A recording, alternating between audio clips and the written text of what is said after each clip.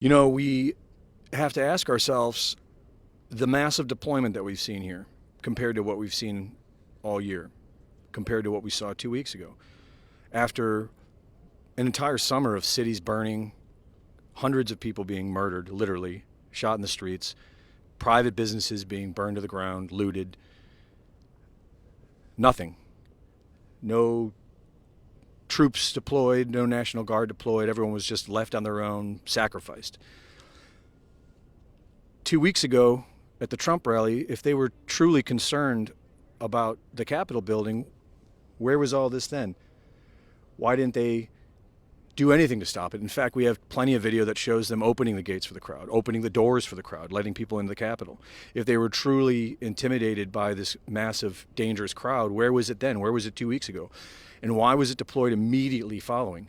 Immediately following January 6th, before that day was over, while they were still reporting that the Capitol was under siege, we witnessed this fence being put up. Perfect calm around the Capitol while they put this fence up.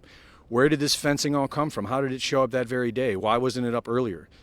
That very same night, we saw the Jersey blockades, the concrete Jersey blockades being shipped in. Now we see those all over the city. 35 different agencies here. At least 40,000 members of law enforcement, National Guard, the Border Patrol, Customs, local police, state police, surrounding police, all here. What for? Why wasn't it here 2 weeks ago if they really cared about protecting the Capitol? Why is it here now? Where was it all over the summer? It's unbelievable. A president that tried to turn the economy back on and did so many great things and did prison reform. The list just goes on and on. Stood up to communist China, transferred jobs back. He's being rejected by the voters. No, he's not rejected by the voters. The globalists stole it. So how are they now going to install this fraud? No one's going to be at his inauguration. They're going to have all these American flags out there because they're not Americans. They're globalists, so they have to, again, overdo it. That, oh, look, all these flags represent you. But what they really brought you is martial law. And they've got American flags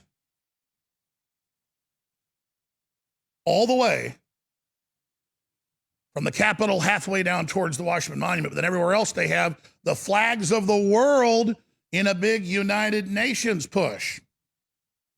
And then they have a whole section of United Nations flags that then make up a map of the United States. So they've got all these displays set up while it's surrounded by hundreds of armored vehicles and 40,000 police and now 35,000 troops, including thousands and thousands that are regular Army. We've seen units that the news has not reported are there. Our crews have shown them. The 1st Mountain Division, the list goes on and on. So they've got all their people there, the urban warriors, the mountain divisions, everybody. And we're told, oh, this is to arrest all the pedophiles. Yes, Hillary has been in Gitmo for 3 years. Trust the plan. Pelosi praises National Guard presence in D.C. after demonizing troops during BLM riots. I mean, again, it's just more of the double standard, the deceitful nature of the liberal left and their media and Democrat Party. This is so frustrating because they've done such a good job with their false narrative to distract us from the real story. They stole our election. And now they're trying to bully and intimidate us from out of even saying that. Despite all the proof, despite all the illegal activity, they just say, oh, no, that didn't happen. Oh, no, you can't even say that now. Oh, we're going to arrest you if you say that. But wait a second. City councilman in Louisiana arrested for election fraud. A known Democrat, a Biden supporter. Huh. Woman accused of voter fraud in San Antonio arrested and charged for her voter fraud. Oh. I thought there was no voter fraud. Breaking. Director of National Intelligence, John Radcliffe, releases report showing China interfered with the 2020 election and CIA management pressured analysis not to report on it. Oh! Ho-ho! There's no voter fraud. There's no voter fraud. Project Veritas catches him in Texas. Project Veritas catches him in Texas again. Project Veritas catches him in Minneapolis and Minnesota. Arrests happen. No, it just didn't happen. The Director of National Intelligence releases a report. China was meddling. Oh, no, there isn't any.